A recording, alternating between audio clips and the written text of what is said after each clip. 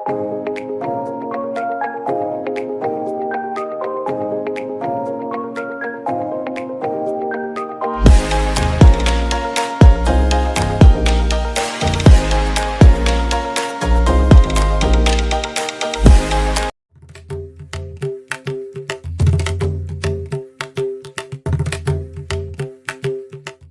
मैं अपने जो मेज़बान हैं भाई इफ्तिकार मुल्तानी साहब से मुल्तमिस हूँ कि वो अपनी नशिस्त संभालें और प्रोग्राम को आगे बढ़ाएं।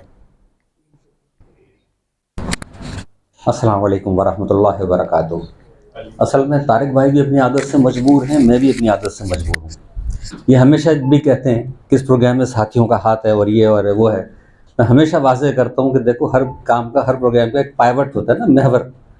तो वो जो ज़्यादा है वो अकेले तने तनहा तारिक भाई की है। इनके लिए भी तालियां होनी चाहिए, बिल्कुल।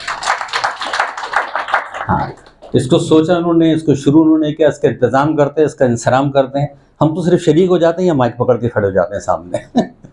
अल्लाह आपको जज़ाए खैर दे, हिम्मत दे, इस्तिकामत दे। बहरहाल, अब हम प्रोग्राम का बाकायदा आगाज़ करते हैं और मैं तलावत कलाम पाक के लिए जनाब हाफिज़ ज़ैनुल आबिदीन साहब को दरख्वास्त करूँगा तशरीफ़ लाएं और तलावत कलाम पाक फरमाएं। अऊज़ु बिल्लाहि मिनश शैतानिर रजीम। बिस्मिल्लाहिर रहमानिर रहीम। सुब्हान रब्बिका रब्बिल इज़्ज़ति अम्मा यसिफून व सलामुन अलल मुरसलीन वल्हम्दुलिल्लाहि रब्बिल आलमीन। जज़ाकल्लाह। अब मैं जनाब फरासत हसन रिज़वी साहब से दरख्वास्त करूँगा कि तशरीफ़ लाएँ और मौजूद मेहमान को दावत आप देंगे। हाँ, बिल्कुल। नहमदुहु व नुसल्ली अला रसूलिहिल करीम अस्सलातु वस्सलामु अला खातिमुन नबिय्यीन। मौजूद ख़वातीन व हज़रात, अस्सलामु अलैकुम। आज बज़्म मुकालमा की इस नशिस्त में जो कलीदी ख़िताब करने वाले मुक़र्रिर हैं वो पाकिस्तान के एक बहुत बड़े दीनी आलिम शुमार किए जाते हैं, और इसलिए शुमार किए जाते हैं कि इनका बहुत ज़्यादा काम है और इनके मौज़ूआत में इस्लामी फ़िक़्ह, सीरत और तफ़ासीर की तारीख़, तफ़ासीर की क़िस्में और जो बड़ी तफ़ासीर लिखी गई हैं उनकी तारीख़, उनकी नौइयत, उनका मजहबी और अदबी लिसानी मकाम, तो ये इनके ख़ास मौज़ूआत हैं। और इनके लेक्चर्स तो आप हज़रात सुनते रहते होंगे मुसलसल। ये मजालिस भी पढ़ते हैं, सेमिनार्स में लेक्चर्स भी देते हैं। उसके अलावा जो है, जो निसाबी और दरसी इदारे हैं, बड़े इदारे, यूनिवर्सिटीज़ हैं, दरसगाहें हैं, वहाँ मुख्तलिफ़ इस्लामी मौज़ूआत पर जो है इनके खुतबात और इनकी तकारीर जो हैं वो लोगों के इल्म में इजाफ़ा करती हैं, ख़ुसूसन नई नस्ल के इल्म में। यानी इनके असल मुखातब जो हैं वो लोग हैं जो नई नस्ल से ताल्लुक़ रखते हैं। और इन्होंने अब तक, ये बहुत बड़ी बात है, सुनने में तो आपको बहुत सहल लगेगी कि 20 PhD इनकी निगरानी में हो चुके हैं। और वो सारे PhDs जो हैं यानी एक PhD आप ये समझिए कि कई बरस की मेहनत शाक़ा का नतीजा होता है, कई 100 किताबें पढ़ने के बाद किया जाता है। और वो सारे मौजू जो हैं वो इस्लाम से मुताल्लिक़ हैं, हदीस से मुताल्लिक़ हैं, फ़िक़्ह से मुताल्लिक़ हैं, सीरत से मुताल्लिक़ हैं। और इसके अलावा ये कोई 6 MPhil भी करा चुके हैं और 80 से ज़ायद इनके आर्टिकल्स जो हैं और तहक़ीक़ी मज़ामीन बशमूल जो है, जो बड़े यानी तहक़ीक़ी जरायद हैं उनमें शाये हो चुके हैं। क्योंकि आपको पता है कि हर रिसाला और हर जरीदा जो है वो पाकिस्तान की हुकूमत से मंजूर शुदा नहीं होता, और उसकी कैटेगरीज़ होती हैं कि वाई कैटेगरी है, कि एफ़ कैटेगरी है। तो जो बड़े तहक़ीक़ी रिसाले जो तस्लीम किए जाते हैं, जो हायर एजुकेशन से जिनको मंजूरी हासिल है, और उनमें छपना ही बहुत बड़ी बात होती है, तो 80 से ज़ायद ये मकाले जो है लिख चुके हैं। और इस वक्त एक बहुत अहम ओहदे पर, यानी पाकिस्तान की सबसे बड़ी यूनिवर्सिटी कराची यूनिवर्सिटी में ये इस वक्त डीन है इस्लामिक स्टडीज़ के, उलूम इस्लामिया के, और ये एक बड़ा मनसब है। और इनकी ज़ात से जो है लातादाद तालिब इल्म जो हैं और तशनगान इल्म और तशनगान उलूम इस्लामी जो हैं वो फैज़याब हो रहे हैं। और हमारे लिए बहुत खुशनसीबी की बात है कि आज डॉक्टर ज़ाहिद अली ज़ाहिदी साहब यहाँ तशरीफ़ रखते हैं। तारिक जमील साहब के खुसूसी दावत पर बज़्म मुकालमा पाकिस्तान में एक बहुत ही अहम और मुनफरिद मौजू पर आपसे कलाम करने के लिए कि जदीद जहन के शुकूक व शुबहात। मैं बसद अदब व एहतराम दरख्वास्त करूँगा डॉक्टर ज़ाहिद अली ज़ाहिदी साहब से कि वो शहनशीन पर तशरीफ़ लाएँ। बहुत बहुत शुक्रिया।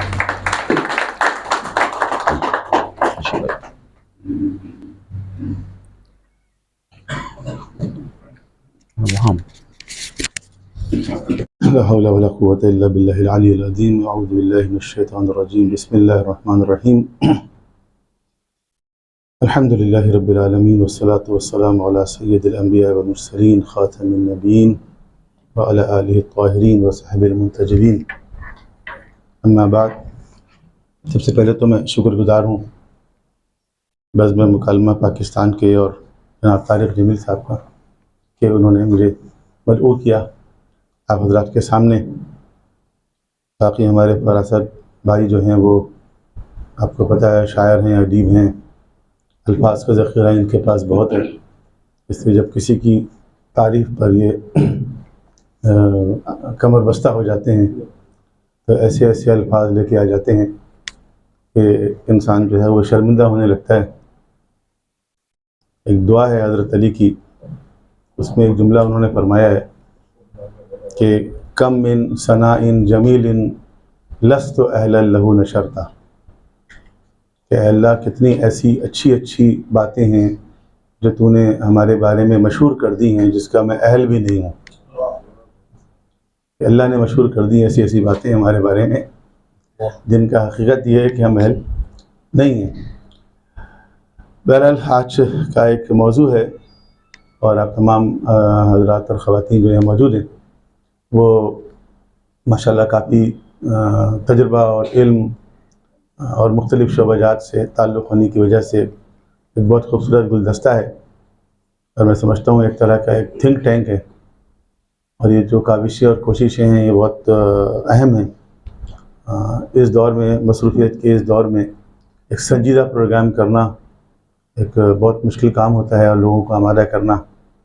और जैसा कि बताया गया है कि आप लोग माशाल्लाह काफ़ी संजीदा हैं और बहुत काफ़ी रेगुलर हैं और वॉलंटरीली विलिंगफुली रजिस्ट्रेशन करवा के यहाँ तशरीफ़ लाते हैं, तो ये आपकी संजीदगी को ज़ाहिर करता है। बहरहाल मैं कोशिश करूँगा कि सारी जो वो तरतीब है वो वक्त के मुताबिक हो। मैंने कह दिया था तारिक साहब को कि मैं इंशाअल्लाह वक्त पे पहुँच जाऊँगा और शाहिद करीम साहब अगर 10 बजे मुझे लेने के लिए नहीं पहुँचे तो मैं ख़ुद निकल जाऊँगा, क्योंकि वैसे भी मैं संडे को एक लेक्चर देता हूँ 10:30 बजे, उसका भी टाइम है। तो मैं 10:30 बजे लेक्चर देने का आदी हूँ almost through out the year. तो इसलिए मेरे लिए जो है वो 10:30 बजे पहुँचना ज़्यादा दुश्वार काम नहीं था। आज का जो मौजू है वो है जदीद जहन के शुबहात।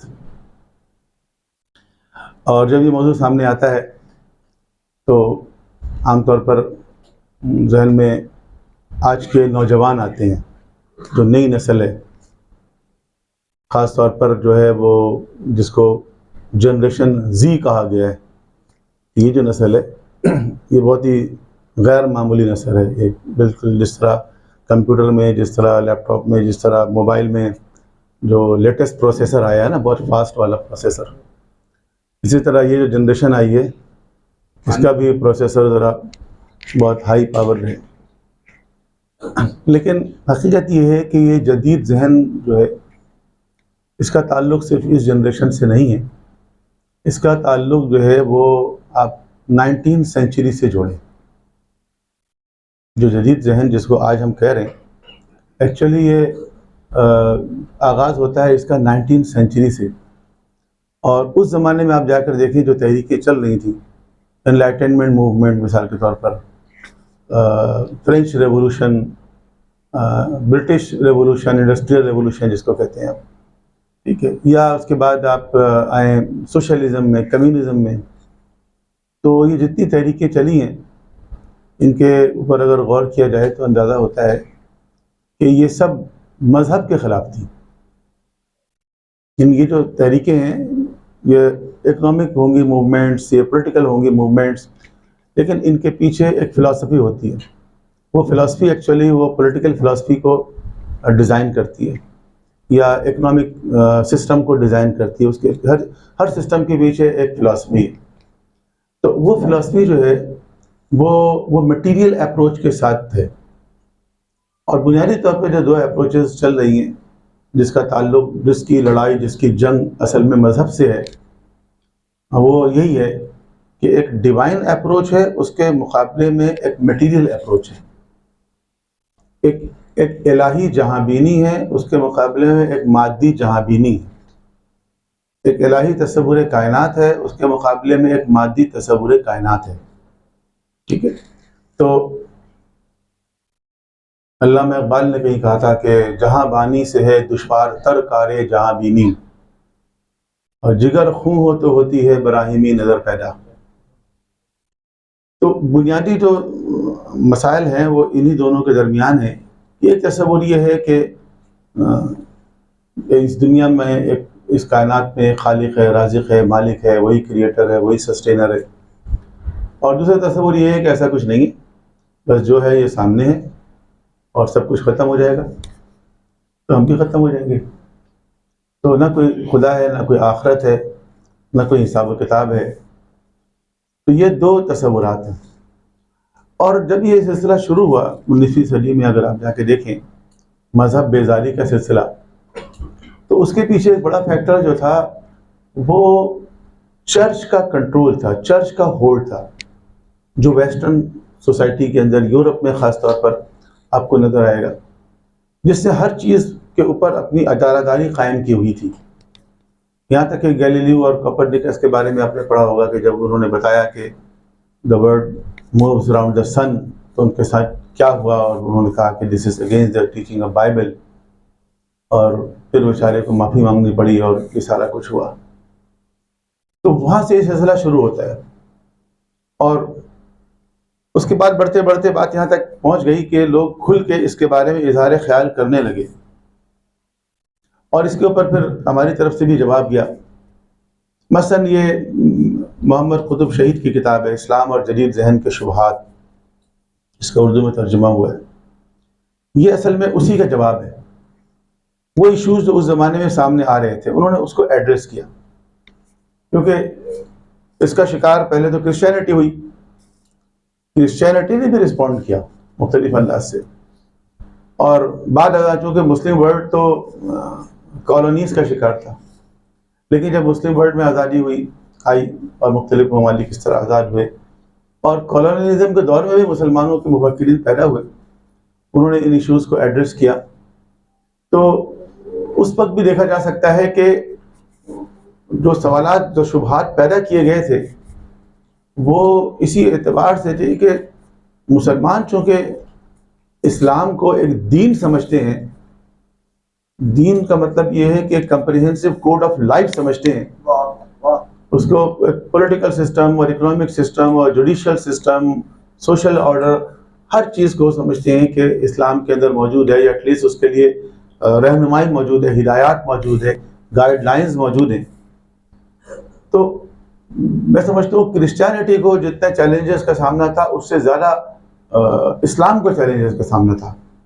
ये इस्तिलाहात आ गई और मशहूर हो गई कि रूहानी दुनिया, रूहानी बाबा, रूहानी डाइजेस्ट, रूहानी इलाज, रूहानी पता नहीं ये सारे जो रूहानी का सिलसिला है, वरना ये कुरान और सुन्नत में तो ऐसी इस्तिलाह नहीं आई है।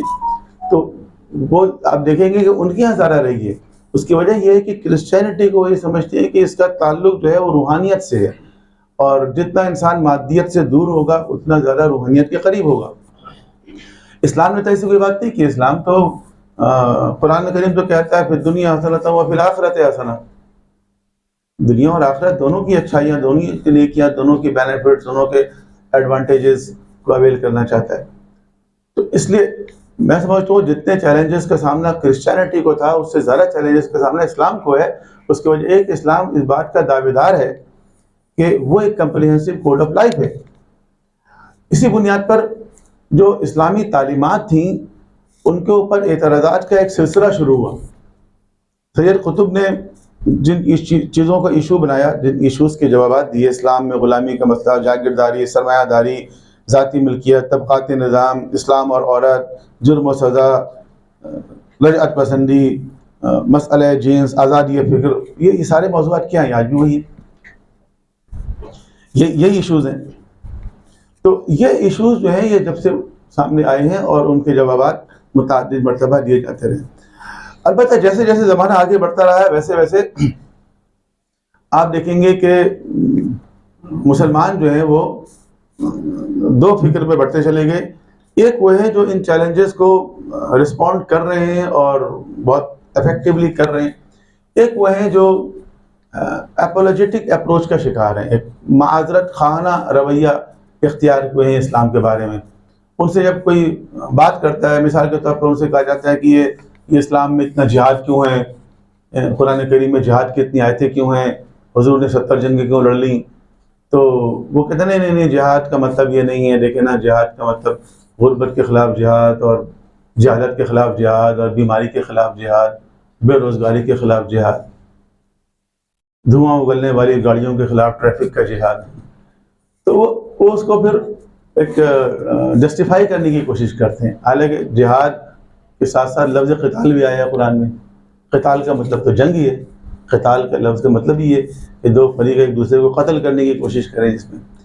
तो एक तबका वो है जो इस्लाम के हवाले से एपोलोजेटिक अप्रोच का शिकार हो गया, तो वो फिर इस्लाम के इस कम्प्रिहेंसिव कोड ऑफ लाइफ वाली अप्रोच को एक्सेप्ट नहीं करता। वो भी मुसलमान है, लेकिन वो मुसलमान एक तरह से एक सेकुलर अप्रोच के साथ मुसलमान है, जो समझता है कि इस्लाम भी इसी तरह इंसान और खुदा के दरमियान राब्ते का एक ज़रिया है। उसके अंदर भी कुछ रिचुअल्स हैं, जिस तरह हर मज़हब में कुछ रिचुअल्स होते हैं, नमाज रोज़ा हज ज़कात वगैरह, और कुछ अखलाकी तालीमात हैं जिस तरह हर मज़हब में अखलाकी तालीमात होती हैं, और बस यही कुल दीन है। और एक तबका वो है जो ये कहता है कि ये जो हमारी तमाम तर जो बैकवर्डनेस है, इसका सबब यही है कि हम लोग दीन से चिपके हुए हैं, और सारी खराबी जो है यही है। बल्कि एक पोस्ट सोशल मीडिया पे बहुत ज़्यादा गर्दिश करता रहता है, हर कुछ दिनों के बाद आ जाता है कि जब तातारी दाखिल हुए स्पेन में तो उस वक्त मुसलमान उलमा ये बहस कर रहे थे कि सुई की नोक पे कितने फरिश्ते आ सकते हैं। तो इट्स टोटली रॉन्ग। ये जो बात है कि सुई के नोक पर कितने फरिश्ते आ सकते हैं, ये क्रिश्चियनिटी की बहस थी। ये आप गूगल पे जाके लिख लें, विकिपीडिया पे लिख लें, how many angels can not only sit but dance on the head of a pin. How many angels, Maazallah, can dance on the head of a pin? और ये कहते हैं the phrase was originally used in the theological context by 17th century Protestant to mock medieval scholastics such as Duns Scotus and Thomas Aquinas. Whether medieval scholastic really discussed the topic is however a matter of debate. तो वो ये कहते हैं कि the phrase has now been associated with the fall of Constantinople, with the assertion that scholars debated the topic while Turks besieged the city. In Italian, French, Spanish and Portuguese, the conundrum of the useless scholarly debate is linked to a similar question of whether angels are sexless or have a sex. In Polish, instead of angels, the question is about devils. तो वो चीज़ जो उनके यहाँ थी, वो हमारे यहाँ एक माजरत खाना रवैया रखने वाला तबका है, उन्होंने इसको मुसलमानों के सर पे डाल दिया। बहरहाल ये मौजूद चूँकि बहुत लंबा है, इसलिए मुझे तेज चलना पड़ेगा। अल्लामा ज़ाहिद राशिदी साहब ने भी जवाबात दिए हैं कुछ सवालात के, शुबहात के, जो इसी हवाले से हैं उर्दू ज़बान में। तो ये सब चीज़ें जो हैं आप देखें हमारी तरफ से मुख्तलिफ औक़ात में इसका रिस्पॉन्स है जो जाता रहा है। अब जैसे जैसे वक्त गुजरता चले जा रहा है वैसे वैसे शुबहात में इजाफा होता चले जा रहा है, या उसकी एक नई शक्ल सामने आ रही है। उसके असबाब क्या हैं? चंद असबाब मैं पहले आपके सामने अर्ज़ करूँ। पहली चीज जो है वो है साइंस की तरक्की। साइंस की तरक्की के हवाले से मुबालगा आराई या मुबालगा आमेजी, साइंस तो एक हकीकत है, इससे कोई इनकार नहीं कर सकता। साइंस की तरक्की तो मुसलमानों ने भी की। जो आज साइंसी उलूम हैं उसमें अगर आप देखें तो उनमें से बहुत से उलूम के पायनियर्स जो हैं मुसलमान रहे हैं, या उससे पहले मसलन ग्रीक्स रहे हैं, तो ग्रीक से जो कुछ मुसलमानों ने लिया उसमें काबिल ज़िक्र इजाफा किया। केमिस्ट्री को देख लें या मैथमेटिक्स को देख लें, तो मुसलमानों ने उसमें काबिल कदर इजाफा किया। तो साइंस तो एक हकीकत है, इससे इनकार नहीं है ना। इस्लाम ने डिस्करेज किया है कभी साइंस को या नेचर के एक्सप्लोर करने को या एक्सप्लेन करने को, लेकिन साइंस के बारे में ये समझना कि साइंस ने हर चीज को एक्सप्लेन कर दिया पोल टू पोल, ऐसा नहीं है। और ये कि जो चीज साइंस साबित करेगी बस हम उस चीज को कबूल करेंगे, वही हकीकत है, इसके अलावा इस कायनात में कोई हकीकत नहीं है। ये क्या, ये वही मटीरियल अप्रोच है कि हर वो चीज जो फिजिकल है, बिकॉज साइंस तो फिजिकल फेनोमेना का नाम है ना, वो चीज जो फिजिकल है उसको हम एक्सेप्ट करेंगे और वो चीज जो फिजिकल नहीं है उसको एक्सेप्ट नहीं करेंगे। तो वो सारे इश्यूज जो फिजिकल नहीं है, जो मेटाफिजिकल है, ये मेटाफिजिकल की टर्म जो है वो इस्लाम ने इजाद नहीं की है, ये तो एरिस्टोटल की इजाद की हुई है। तो जो मेटाफिजिकल इश्यूज हैं उन सब का इनकार कर देंगे। क्यों? इसलिए कि वो अंडर ऑब्जर्वेशन वो चीज नहीं आती। क्यों? इसलिए कि साइंस मसलन उसको जस्टिफाई नहीं कर पाती। भाई साइंस जो है वो तो फिजिकल फेनोमेना का नाम है। एक चीज अगर फिजिकल नहीं है, फर्ज करें कोई इंसान कहता है कि रूह की हकीकत क्या है, क्या साइंस ने साबित किया रूह को? रूह तो फिजिकल नहीं है, रूह तो मटेरियल नहीं है। जब रूह फिजिकल नहीं है, जब रूह मटेरियल नहीं है, तो why you are asking from a scientist about रूह? Science has nothing to do with रूह। ये जो रूह है ये साइंस की जुरिस्डिक्शन में आ नहीं रही है।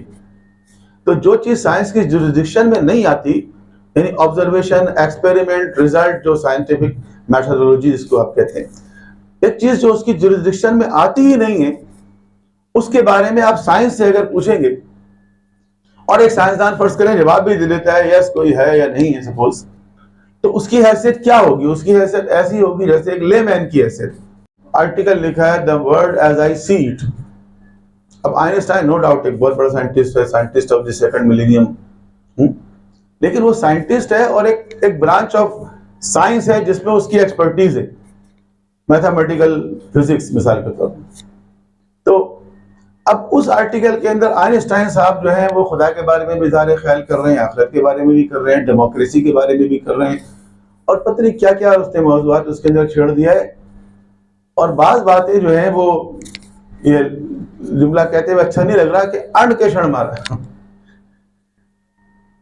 तो अब अगर आइंस्टाइन ने एक आर्टिकल लिख दिया है, फर्ज करें डेमोक्रेसी के बारे में, उसके अंदर कुछ इज़हार ख्याल है, तो डेमोक्रेसी के बारे में आइंस्टाइन की राय जो है उसकी क्या हैसियत होगी? वही होगी जो E = mc² की है? ऑफ कोर्स नहीं होगी। या वही होगी जो थ्योरी ऑफ रिलेटिविटी की है? वो नहीं होगी। तो आप डेमोक्रेसी के बारे में आइंस्टाइन से क्यों पूछ रहे हैं? आप डेमोक्रेसी के बारे में आइंस्टाइन से क्यों पूछ रहे हैं? ये उसकी एक्सपर्टीज का एरिया नहीं है। तो सिमिलरली वो इश्यूज जो साइंस के नहीं हैं उन पर भी इसरार है एक इंसान का कि साइंस इसके बारे में क्या कहती है। तो भाई साइंस जो है वो इसके बारे में कुछ नहीं कह सकती। उसकी वजह ये है कि ये साइंस का टॉपिक नहीं है, ये साइंस के जुरिस्डिक्शन में ये चीज नहीं आती। तो साइंस को बहुत ज्यादा एक्सेजरेट करके और मुबालगा आमेजी के साथ बयान करके उससे टकराने वाली हर चीज को जो उनके ख्याल में कि साइंस के मुताबिक नहीं है उसका इनकार कर देना।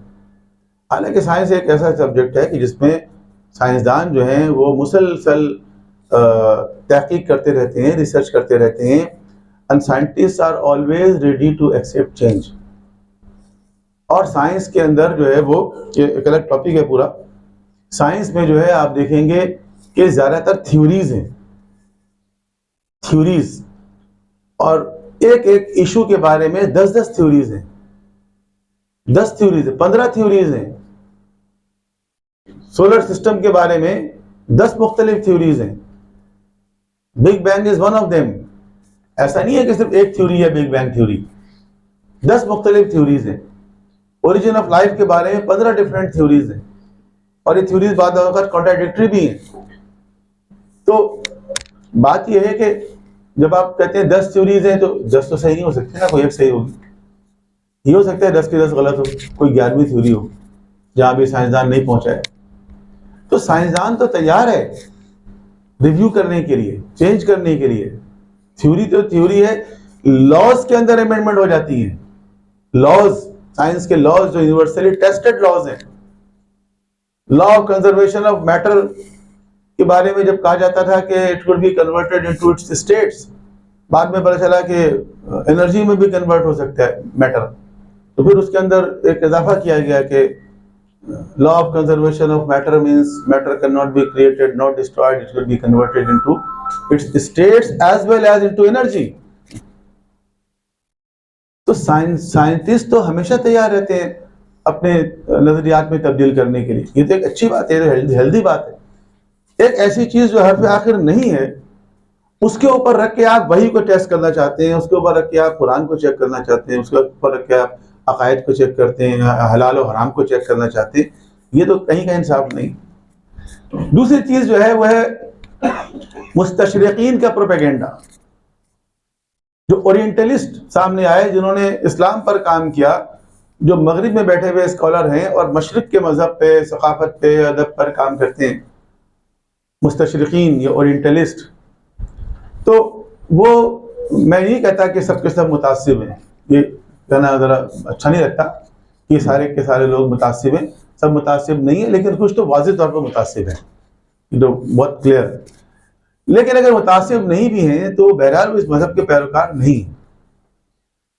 तो उनमें से बाद लोगों ने इस्लाम के खिलाफ इस कदर प्रोपेगेंडा किया, कुरान के खिलाफ इस कदर प्रोपेगेंडा किया, पैगंबर अकरम के खिलाफ इतना लिखा, और उसके अंदर अजीब अजीब से इल्जामात लगाए गए। तो उन्होंने इस्लाम की शक्ल को बिगाड़ के पेश करने की कोशिश की।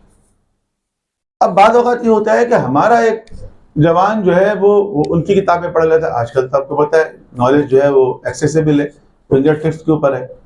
एक छोटा सा क्लू आपको मिल जाए तो सीरीज आना शुरू हो जाएगी उसके बाद खुद ब खुद। तो वो क्या करता है कि वो उन एतराज़ात को सामने लेकर आता है जो मुस्तशरिकीन एक्चुअली लेकर आए हैं। उसको नहीं पता एक्चुअली कहाँ किसने लॉन्च किया, लेकिन उसके जहन में वो चीज़ डाल दी जाती, हुजूर के बारे में डाल दी जाएगी। मिसाल के तौर पर हुजूर ने इतनी सारी शादियाँ क्यों की? एक मुसलमान तो 4 शादी कर सकता है, आपने 11 शादियाँ कर ली। ये गुलामी कोई नहीं ख़त्म किया इस्लाम ने आके, इतने ह्यूमन राइट्स की बात की जाती है। तो इस किस्म के एतराज़ात जो है वो मुस्तशरिकीन ने पैदा की। अब जाहिर है कि हर सवाल का एक जवाब है, लेकिन हर जवाब के लिए एक पूरा लेक्चर चाहिए, एक किताब चाहिए, एक मुताला चाहिए। जब तक इंसान वो नहीं कर रहा, उसको कैसे जवाब मिलेगा? खुद ब खुद जहन में तो जवाब नहीं आ सकता ना किसी की। नौ आबादियती निज़ाम की वजह से, कॉलोनियल सिस्टम की वजह से, जो कॉलोनीज थी, मसलन सब कॉन्टिनेंट जो है ये ब्रिटिश कॉलोनी रहा है, तो कॉलोनी होने की वजह से यहाँ ख़ास तौर पर ऐसे प्रोपेगेंडा मिशनरीज भेजे गए कि जिन्होंने ये काम किया कि लोगों के जहनों में शुक्र को शुबहात डाले गए। ऐसे स्कॉलर, इवन मुस्लिम स्कॉलर भी लॉन्च किए गए कि जो इस चीज़ के माहिर थे। मुसलमानों की कुरान से दूरी, कि कुरान जो हर घर में मौजूद है और हर मुसलमान का ये अकीदा है कि कुरान अल्लाह की किताब है, किताब हिदायत है, लेकिन कुरान फहमी की तरफ मुसलमानों की तवज्जो हर दौर में कम रही है। ये नहीं आप कहें कि आजकल के बच्चे नहीं पढ़ रहे हैं, इससे पहले वाली नस्ल को देख लें, उससे पहले वाली को देख लें, मेरे ख्याल में आजकल ज़्यादा माहिर हो रहे हैं लोग। तो कुरान से दूरी जो असल किताब हिदायत है, मगरिब का एहसास बरतरी, एक थ्योरी है जो सुपीरियरिटी थ्योरी कहलाती है। ये पूरी आप फर्स्ट वर्ल्ड वॉर और सेकंड वर्ल्ड वॉर भी देखेंगे तो उसके अंदर एक जो वाइट रेस सुप्रीमेसी थ्योरी है, उसने बड़ा इंपॉर्टेंट रोल प्ले किया। कि वो समझते हैं कि जो वाइट रेस है ये सुपीरियर रेस है और यही सबसे ज़्यादा ज़हीन होते हैं, यही असल में टैलेंटेड होते हैं। बाकी ब्लैक तो हैं ही, स्लेव्स पहले ही इसीलिए हुए हैं, और जो बीच वाले हैं हम लोग ज़रा ब्राउन वाले तो वो भी ठीक हैं, लेकिन बहरहाल वाइट के बराबर कभी नहीं आ सकते। तो ये क्या करते हैं कि एक हमारे जहनों में उन्होंने एक एहसास कमतरी को डाला हुआ है, एक इन्फीरियरिटी कॉम्प्लेक्स को डाला हुआ है। हम अपने लैंग्वेज के बारे में, हम अपने ड्रेस के बारे में, अपने फूड के बारे में, अपने कल्चर के बारे में, हर चीज़ के बारे में एक कॉम्प्लेक्स का शिकार है, इन्फीरियरिटी कॉम्प्लेक्स का शिकार है। तो ये एक तो दायरा कॉलोनी रहने की वजह से खुद ब खुद हमारे अंदर ये एहसास पैदा हो गया, एहसास कमतरी। दूसरी ये कि हमारे अंदर ये पैदा भी किया गया, ये एहसास दिलाया गया कि तुम इस काबिल नहीं हो कि हमारे बराबर में बैठ सको, कभी सोच सको कि हमारे हमसे मुकाबला करो। तो ये एहसास जो है वो मगरिब ने दिलाया और अपने आप को उन्होंने बरतर जितलाया।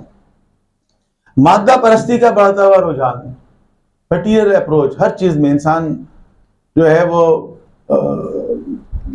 चाहता है कि उसके पास जो है वो लग्जरीज हों, उसके पास वसाइल ज़िंदगी ज़्यादा हो, बहुतात हो, और वो जो एक क़नाअत पसंदी का दर्स था इस्लाम में, तवक्कुल का दर्स था इस्लाम में, तो वो चीज़ें जो है वो बस पुश चली गई और हर शख्स जो है वो उसके अंदर एक हविस पैदा हो गई है कि उसके पास बहुत सारे वसाइल आ जाएं और बहुत जल्दी आ जाएं इसमें।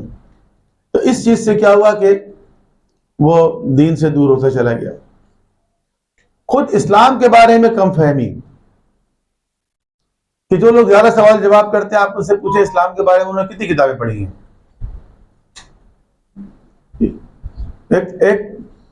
एक साहब ये बहस कर रहे थे कि जी इस्लाम जो है वो चोर के हाथ काटने का हुक्म देता है, तो ये तो एक इंसान को परमानेंटली डिसेबल करना है, ठीक है।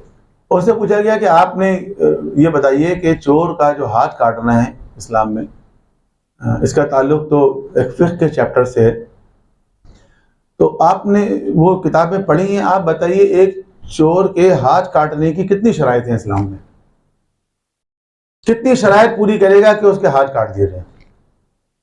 नहीं पता। तो क्या ऐसा है कि एक इंसान ने कोई चीज चुरा ली और उसका हाथ काट दिया जाएगा? नहीं, कम से कम 15 शराइत लगाई जाएंगी, फिर कहीं देखा जाएगा कि वाकई इस काबिल है कि उसका हाथ काटा जाए। तो ऐसा नहीं है कि इस्लामी माशरे में सबका हाथ काट दिया जाएगा। और फिर यह है कि सदाओं का नफाज किस तरह होगा, क्या एकदम सदा का नफाज हो जाएगा या उससे पहले कोई तरबियत और तालीम के मराइल भी तय किए जाएंगे? एक इंसान को नेक बन के, अच्छा बनकर, ईमानदार बन के रहने का मौका भी दिया जाएगा, या एकदम इस्लाम सदा का निज़ाम लेकर आ जाएगा? तो बातें तो लोगों ने सुन ली हैं, लेकिन उनकी डिटेल्स उनको नहीं पता। जब नहीं पता तो उनके जहन में सिर्फ शुकूक व शुबहात आएंगे और उनके जवाबात नहीं आएंगे। तो कम फहमी इस्लाम के बारे में, गलत फहमी इस्लाम के बारे में, इस्लामी अक़दार का नहीं पढ़ना। पढ़ा लिखा जो इंसान है ना, उसके जहनों में जो इस्लामिक वैल्यूज़ नहीं है, उसके जहन में वेस्टर्न वैल्यूज़ हैं, और उसके सामने इस्लाम है, उसके सामने कुरान है, तो लामहला उसके जहन में जो सवालात उभरते हैं वो नेगेटिव उभरते हैं। मैं इसकी एक मिसाल लेता हूँ कि एक इंसान है, उसके दिमाग में फुटबॉल के रूल्स हैं, फुटबॉल के जो रूल्स हैं, रूल्स ऑफ गेम्स, वो उसके दिमाग में भरे हुए हैं, और मैच हो रहा है सामने हॉकी का, और वो कह रहा है कि ये बेईमानी हो रही है, ये क्या हो रहा है भाई, ये किस तरह का गेम है, ये देखो बॉल हाथ पे लग गई फिर भी हैंडबॉल नहीं दे रहा है। अब कहेंगे ये हॉकी है, इसमें हैंडबॉल नहीं होता, ये बॉल देखें गोल पोस्ट के अंदर मार दिया फिर भी गोल नहीं दे रही है, इससे बड़ी बेईमानी क्या होगी? भाई ये फुटबॉल नहीं है कि कहीं से भी गोल मारते हैं गोल हो जाएगा। हॉकी में डी के अंदर आके मारने से गोल होता है, वरना नहीं होता। असल में आपके दिमाग में जो कानून है ना वो फुटबॉल का है, और मैच यहाँ हो रहा है हॉकी का। तो जो हमारे पढ़े लिखे लोग हैं उनके जहन में जो वैल्यू सिस्टम है वो है वेस्ट का, और मुताला कर रहे हैं कुरान का या सीरत का या इस्लाम का, उनको ऐसा लगता है बेईमानी हो रही है, एक वेस्टर्न कल्चर और है, वेस्टर्न सिविलाइजेशन और है, वेस्टर्न वैल्यूज और है। उनके वैल्यूज उनको मुबारक हो, उनकी सोसाइटी, उनके रूल्स रेगुलेशन, उनके अपने वैल्यू सिस्टम के मुताबिक है। मिसाल के तौर पर इक्वालिटी, इक्वालिटी जो है वो इस्लामिक वैल्यू नहीं है, इक्वालिटी जो है वेस्टर्न वैल्यू है। इस्लामिक वैल्यू जो है वो है जस्टिस, अदल, मुसावात इज नॉट इस्लामिक वैल्यू। तो अब उनका है वैल्यू सिस्टम में इक्वालिटी बहुत इंपॉर्टेंट है। उनके यहाँ डिस्क्रिमिनेशन गुनाह कबीरा है। उनके सोसाइटी में डिस्क्रिमिनेशन ऑल्दो वो करते हैं, ऐसी बात नहीं कि नहीं करते, लेकिन है वैसे गुनाह, जुर्म, डिस्क्रिमिनेशन। तो अच्छा, यहाँ यह है कि सारे इंसान बराबर हैं, नहीं, सारे इंसान तो बराबर नहीं है यार, कुरान के मुताबिक तो बराबर नहीं है। हमें बताया जाता है जी, हुजूर ने खुद बहजतुल वदा में फरमाया था कि किसी गोरे को किसी काले पर, किसी अरबी को किसी अजमी पर कोई फजीलत नहीं है ना। इतना तो बताया गया, आगे फरमाया इल्ला बित्तक़वा, मगर ये कि तक़वा की बुनियाद।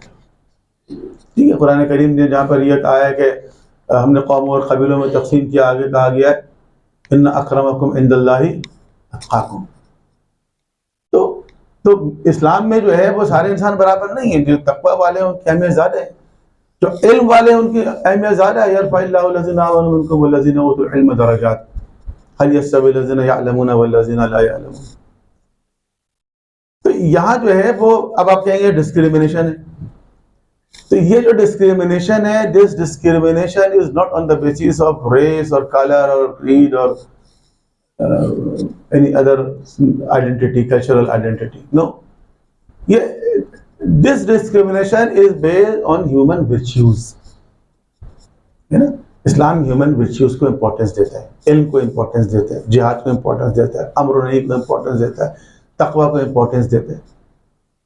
अगर आप उस सोसाइटी से इसको कंपेयर करें, इस्लाम का एक अपना सोशल ऑर्डर है, उसके मुताबिक कुछ हुकूक व फ़राइज़ हैं शौहर के और बीवी के। इस्लाम में ख़वातीन की जो बुनियादी ज़रूरियात हैं वो पूरा करना, अगर वो शादीशुदा नहीं है तो बाप की जिम्मेदारी है, शादीशुदा है तो शौहर की जिम्मेदारी है। इसको आप कंपेयर करें उस सोसाइटी से कि जहाँ पर शौहर और बीवी अगर एक घर में रहते हैं तो आधा किराया वो देता, आधा किराया वो देती। बस में सफ़र करते हैं तो अपना टिकट लेता है, वो अपना टिकट लेती। हमारे यहाँ की तरह नहीं करी थी पीछे, और कंडक्टर पीछे तलाश कर रहा होता, आगे से उतर जाती है।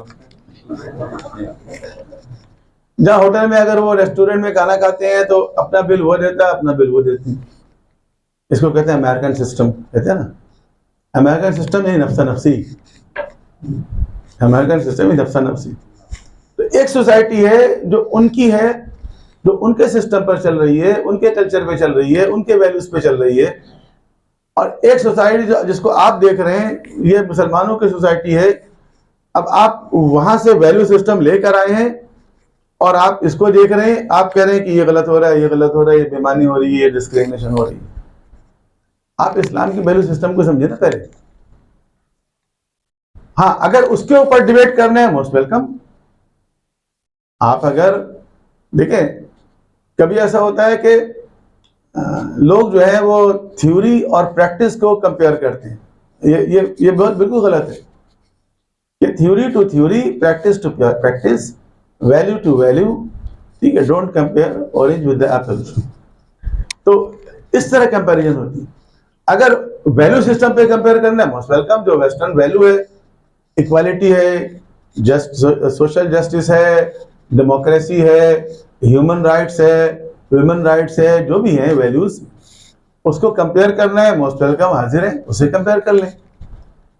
लेकिन ये कि आप के दिमाग में वो वैल्यू सिस्टम है और आप जो है वो इस्लाम का मुताला कर रहे हैं, तो आपको ऐसा महसूस होगा जैसे कुछ गड़बड़ हो रही है। और एक चीज है जिसको आजकल कहा जाता है इस्लामोफोबिया, इस्लाम का खौफ, इस्लाम हरासी।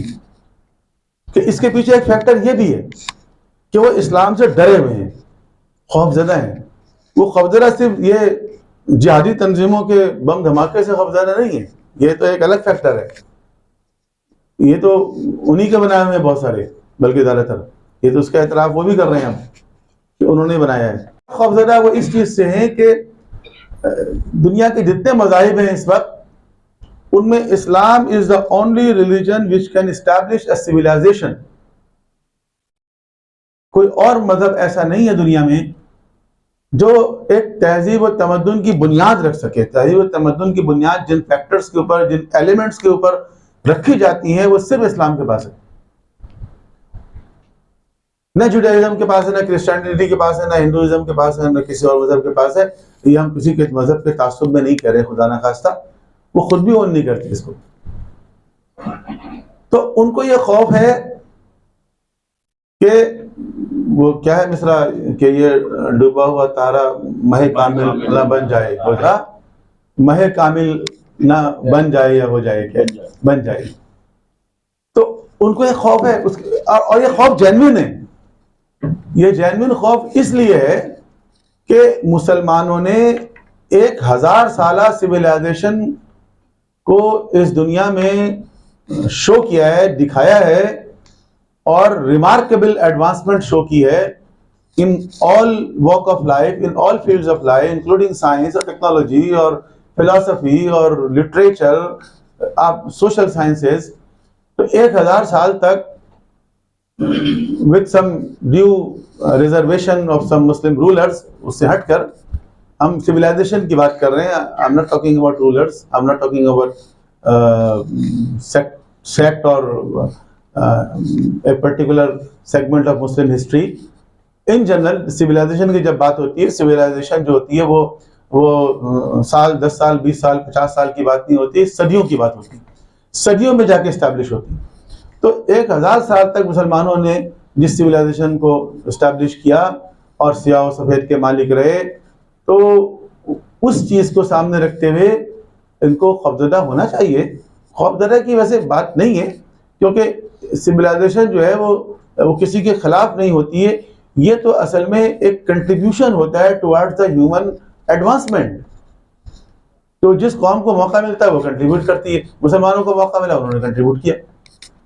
लेकिन इस वक्त जो मुसलमानों के अंदर एक एहसास पैदा हो रहा है कि हम पीछे रह गए हैं या हमारा क्या मुस्तकबिल होगा, तो इसमें एक कभी इम्कान ये है कि इसका मुस्तकबिल अच्छा होगा, और इसमें आपको नजर आएगा कि बहुत जल्द शायद मुसलमान एक तमद्दुन नौ की बुनियाद रखें।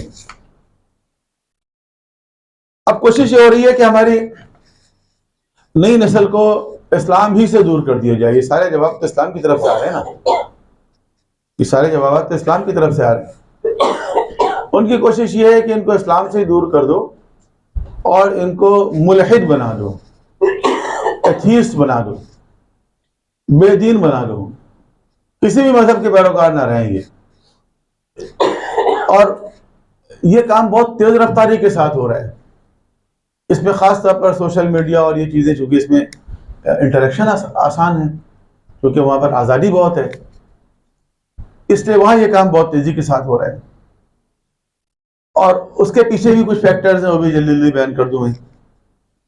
दीनी तरबियत का पौधा कि हम अपने बच्चों की तरबियत कर नहीं पा रहे हैं, कोशिश भी नहीं कर रहे हैं शायद, और जो कोशिश कर रहे हैं चीज़ें उनके हाथ से भी निकल रही हैं। उनको रिव्यू करना पड़ेगा कि देखिए नई नस्ल की तरबियत कैसे होगी, नई नस्ल की तरबियत कैसे होगी। हजरत अली का एक फरमान है बहुत रिमार्केबल। उन्होंने कहा कि ला तुअद्दिबू औलादकुम अला आदाबिकुम, कि अपनी औलाद को अपने वाले आदाब न सिखाओ, फ़इन्नहुम मखलूक़ूना गैर ज़मानिकुम, कि वो तुम्हारे ज़माने के नहीं किसी और ज़माने के मखलूक हैं। यानी वो किसी और ज़माने के मखलूक हैं। तो जिस ज़माने के वो मखलूक हैं उसके मुताबिक उनकी तरबियत करो। जैसे हम अपने बच्चे को अगर किसी करियर में भेजना चाहते हैं, तो हम ये देखते हैं कि ये बच्चा अगर आज फर्ज करें कि 10 साल का है, तो जब ये प्रैक्टिकल लाइफ में जाएगा, फर्ज करें 25वें साल में, उस वक्त मार्केट में किस चीज़ की डिमांड होगी, है ना। बहुत सी चीज़ें आज चल रही हैं, 25 साल बाद अपग्रेड हो जाएंगी, ख़त्म हो जाएंगी वो चीज़। तो हम नहीं चाहेंगे कि हमारे बच्चे उसमें जाए। तो हमें ये देखना चाहिए ना कि जब ये बच्चा प्रैक्टिकल लाइफ में जाएगा तो उस वक्त मार्केट में किस चीज़ की डिमांड होगी ताकि इसका करियर सही बने। तो ऐसे ही तरबियत के हवाले से भी ये देखना चाहिए कि जब ये बच्चा माशरे में आएगा तो उस वक्त इस बच्चे को किस किस्म के चैलेंजेस का सामना करना पड़ेगा। क्या हमने उसको उसके लिए इक्विप्ड किया तो उस वक्त वो फेस कर सकेगा उस चैलेंज को, या नहीं किया। हमने वैसे इस्लामियात की किताब जो आमतौर पर कोर्स की किताबों में सबसे पतली होती है, जिसका टीचर भी अक्सर बंक करता है, तो हम उसी पे इक्तफा कर लेते हैं कि बस तरबियत हो जाएगी इससे। तो इतना आसान नहीं है।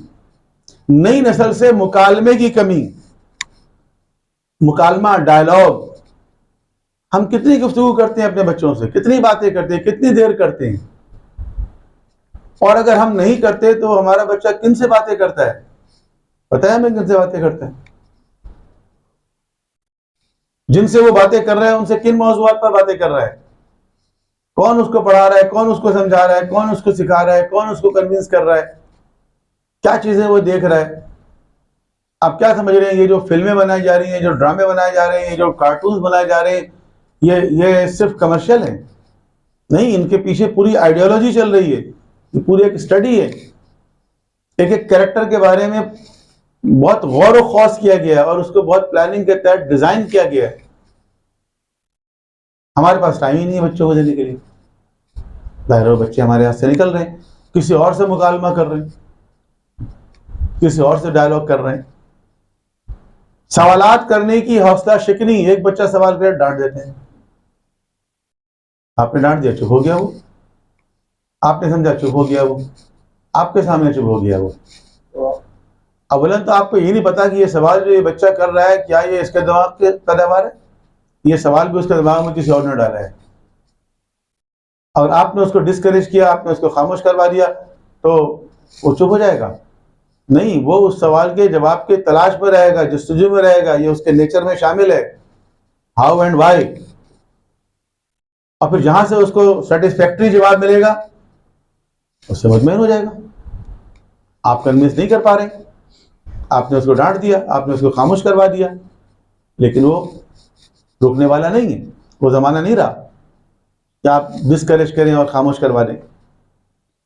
एतराज़ात के जवाबात ना देना, गैर अकली और गैर मंतिकी इस्तदलाल करना, बस चुप रहो, ज़्यादा नहीं बोलो, वो बड़े हैं, बड़े गलत बात कर रहे हैं क्या? अच्छा, ये कौन सी लॉजिक है भाई, बड़े हमेशा सही बात करते हैं। तो अब बच्चे इन बातों में नहीं आते। मुमकिन है हमारे एहतराम में चुप हो जाते हो, लेकिन आप ही ना समझे कि वो कन्विंस हो गए। वो दीनी मलम्मा साजी, दीन का एक कॉस्मेटिक अपना एक बनाया हुआ है लिबादा, जिसमें दीन का मतलब ये है टोपी, दाढ़ी, तस्बीह, सलवार ऊंची कर लेना या फला, ये दीन है या ये कॉस्मेटिक दीन है? हुजूर ने फरमाया अत्तक़वा हा हुना, तक़वा यहाँ होता है। अब जब वो चीज जाहिर होती है बाद औक़ात लोगों से, होती रहती लोगों से, तो लोग न सिर्फ ये कि इस शख्सियत से मुतनफ़िर होते हैं बल्कि दीन से भी होते हैं। वो कहते हैं ये है दीनदार, ऐसे होते हैं दीनदार। अरे बहुत देखे हमने, हमारे साथ तो उन्होंने ये किया। तो एक शख्स ने जो दीनी हुलिया उसने बनाया हुआ था, दीन के नाम पे चीटिंग करके एक दूसरे इंसान को दीन से मुतनफ़िर कर दिया। मुबल्लिगीन की इल्मी कमी, जो मुबल्लिगीन है वो भी एक सेट रूल्स के ऊपर उनको तैयार किया गया है और एक मखसूस अंदाज से कुछ एक्टिविटीज कर रहे हैं, उसका नाम उन्होंने रखा है तबलीग।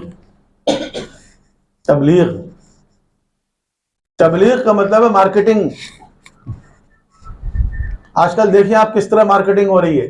मार्केटिंग कितना बड़ा सब्जेक्ट है, लोग इसमें पीएचडी कर रहे हैं, कितनी किताबें लिखी गई हैं, इसके अंदर एमबीए हो रहा है। मार्केटिंग पे दुनिया चल रही है। मार्केटिंग का मतलब ये है कि आपको इस तरह कन्विंस करना कि आप वॉलंटरीली अपने शौक से, अपने इरादे से खुद चल के दुकान में जाएं, कहो यार ये चीज़ लो और ये मुझसे पैसे लो, है ना। हमें तो नहीं पता था बहुत सारी चीज़ों का, ये मार्केटिंग से ही पता चला ना। मार्केटिंग ने हमें बताया। हम तो लाइफ बॉय के साबुन से नहा लिया करते थे भाई, फिर पता चला नहीं, अरे साबुन तो 100 तरह के मार्केट में। फिर कहा गया नहीं शैम्पू भी लगाते हैं सर पे, साबुन थोड़ी लगाते हैं। अच्छा, तो शैम्पू आना शुरू हो गया घर पे।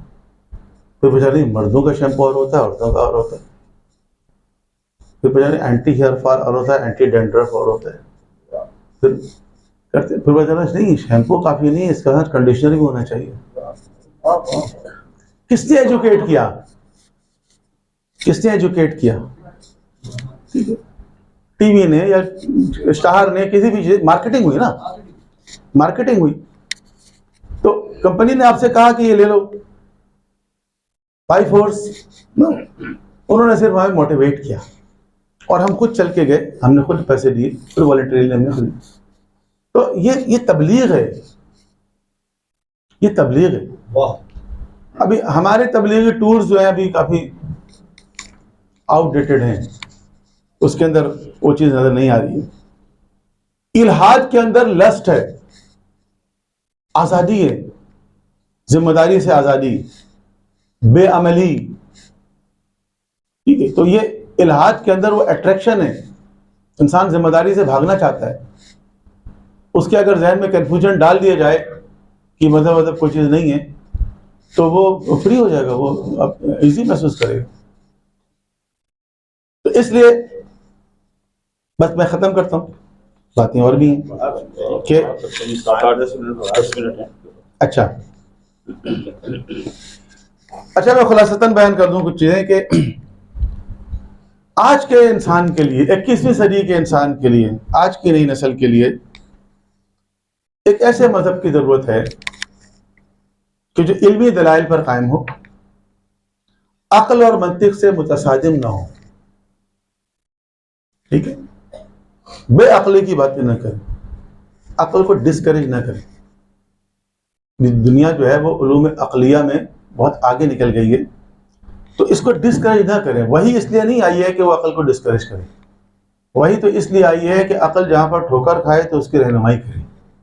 वही तो इसलिए आई है, डिस्करेज करने के लिए नहीं आई है। तो इवन आप अगर वही और रिसालत की हक्कानियत और बालादस्ती को साबित करना चाहते हैं तो वो भी अक्ल से ही करेंगे, इस पर गौर कीजिएगा। ऐसा दीन जो इंसानी अजमत का कायल हो, इंसान को आप डिग्रेड ना करें। इंसान बहैसियत इंसान की एक अजमत है, इस्लाम में भी इस्लाम की एक अजमत है। तो ऐसा मजहब, ऐसा दीन जो इंसान में तफरीक करे इस बुनियाद पर कि ये ब्राह्मण है, ये शूदर है, ये आला है, ये अदना है, इंसानी अजमत और वक़ार उसका ख्याल है, जो इंसान को तस्खीर कायनात से न रोके। अब आप रोक नहीं सकते इंसान को, अब आप बैन नहीं कर सकते, पाबंदी नहीं लगा सकते कि ये नहीं करो, वो करेगा और करता रहेगा। तो तस्खीर कायनात से ना रोके, कुछ रूल्स रेगुलेशन कानून जरूर बनाए जो इंसान को तवहुमात पसंद ना बनाए, हकीकत पसंद बनाए, सुपरस्टिशियस ना बनाए। मजहब के नाम पे बाज़ औक़ात सुपरस्टिशंस को फैलाया गया, न सिर्फ इनफरादी बल्कि इज्तिमाई हिदायत भी फराहम करे। अब इंसान चीजों को कलेक्टिवली देखना चाहता है, और यह कि जो इंसान को मायूस ना करे बल्कि पुरुम्मीद बनाए। इंसान तो पहले ही बहुत सी चीजों की वजह से मायूस है, अब इंसान को, इंसानियत को उम्मीद की जरूरत है, उम्मीद का रास्ता दिखाने की जरूरत है। 3 आयतें जो आपके सुनी सुनाई होंगी, इनको मैं पढ़ रहा हूं कि इन आयतों को हमें बार बार पढ़ना चाहिए और इनसे कुछ प्रैक्टिकल चीजें सीखनी चाहिए। एक आयत सूरह जुमा की है, और इस मफ़हूम की कुरान करीम में 3 आयतें और भी हैं। हुवल्लज़ी बअसा फ़िल उम्मीयीन रसूलन मिनहुम यतलू अलैहिम आयातिही व युज़क्कीहिम व युअल्लिमुहुमुल किताब वल हिकमा, ठीक है, इन कानू मिन क़ब्ल लफ़ी ज़लालिन मुबीन। ये स्टेजेस हैं बयान किए गए जो अल्लाह के रसूल के लिए हैं, लेकिन तरीक़ाकार बहरहाल हर ज़माने में वही है। यतलू अलैहिम आयातिही व युज़क्कीहिम, तज़किया, व युअल्लिमुहुमुल किताब वल हिकमत, किताब व हिकमत की तालीम। तो इसमें जो हमारे यहाँ एक मिसिंग चीज़ है वो है तज़किया, ठीक है, प्यूरिफिकेशन ऑफ सोल। जब तक कि हम तज़किया नहीं करें, हम क्या करते हैं, तज़किया के बगैर तालीम दे देते हैं। वो तालीम जो है वो उसको भी नुकसान पहुंचाती है और उसके ज़रिए से माशरे को भी नुकसान पहुंचाती है। तो तालीम के हवाले से ध्यान में रखना चाहिए कि तालीम की भी कुछ क़ायदे क़वानीन है। दूसरी चीज़ जिसका ताल्लुक़ तबलीग से है, सूरह नहल की आयत नंबर 125 है, उदउ इला सबील रब्बिक, अपने रब के रास्ते की तरफ दावत दीजिए। ये दावत, ये दावत का लफ्ज़ कितना खूबसूरत है। आपसे कोई गए हमारे घर आपकी दावत है तो खुश हो जाएंगे आप। तो दावत जो है वो हमेशा मोहब्बत से दी जाती है। आप किसी से ये नहीं कह सकते कि मेरे वलीमे में आ गया ना वरना मैं देख लूँगा, ऐसे नहीं होता। आप जब बुलाते हैं तो कहते हैं आपकी आमद हमारे लिए बाइस इफ्तिखार होगी और चश्म बरा, चश्म बरा यानी हमारी आंखें आपके रास्ते पर फैली बिछी हुई हैं। जब आप अपने घर में दावत दे रहे हैं, जब आप अपनी तकरीब में दावत दे रहे हैं, जब किसी को बुला रहे हैं, तो इतनी आजिज़ी के साथ, इनकिसारी के साथ, मोहब्बत के साथ। और जब आप खुदा की तरफ बुला रहे हैं, जब अल्लाह के दीन की तरफ बुला रहे हैं, तो गन पॉइंट पर बुलाना चाहते हैं आप, तो गन पॉइंट पर दावत नहीं होती। तो दावत दी जाएगी उदउ इला सबील रब्बिक बिल हिकमति वल मौइज़तिल हसना, हिकमत के साथ। हिकमत यानी विजडम। तो देखना पड़ेगा कि आज के दौर का विजडम क्या है। हर चीज को बयान करने से पहले कहते हैं what to say is knowledge and how to say is wisdom. तो हर वो बात जो आपके दिमाग में, हमारे दिमाग में आ रही है, उसको एक्सप्रेस नहीं करना, उसको ये भी देखना है कि हाउ टू से, कि उसको किस तरह कहना है। दावत दी जाती है विजडम के साथ। ये नहीं कहे कि हम तो सही कह रहे हैं, हम तो हक पर हैं और सच तो होता कड़वा है। एक तो सच कड़वा होता है और बाद औक़ात सच बोलने का अंदाज उससे ज्यादा कड़वा होता है। वाह वाह। तो सच को भी जो है वो किस तरह बयान करना है, यह है हिकमत, विजडम। वल मौइज़ा, नसीहत के साथ, मौइज़तिल हसना, अच्छी नसीहत के साथ। वजादिलहुम बिल्लती हिय अहसन, अगर जिदाल भी करना हो ऐसा तरीके से करो। तीसरी आयत सूरह बकरा की मशहूर आयत है, ला इकराह फिद्दीन क़द तबय्यन रुश्द मिनल गय। इकराह नहीं है दीन में, फोर्सफुली आप किसी को जन्नत में भी नहीं भेज सकते। जन्नत तो छोड़ दें, आप बाय फोर्स किसी को जन्नत में भेज सकते हैं आप? वॉलंटरीली अगर वो तैयार होगा तो वो जाएगा। तो दीन जिस चीज का नाम है, इस्लाम जिस चीज का नाम है, ये फोर्सफुली किसी को इम्प्लीमेंट किया ही नहीं जा सकता। जब तक कि वो कन्विंस नहीं होगा वो कभी भी नहीं आएगा। और कन्विंस किस चीज से होता है इंसान? आर्गुमेंट से होता है। कन्विंस इंसान आर्गुमेंट से होता है, लॉजिकल आर्गुमेंट से होता है। अगर हमारे पास लॉजिकल आर्गुमेंट्स होंगे लोग कन्विंस होंगे, नहीं होंगे तो नहीं होंगे। आप जितना शोर करते रहे, जितने अपने आप को हक पर समझते रहे, इससे कोई फर्क नहीं पड़ता। बहरहाल बहुत शुक्रिया आप लोगों का, आपने हमारी गुजारिशात को समाप्त फरमाया। कोई ज़रूरी सवाल है तो मैं हाजिर हूँ।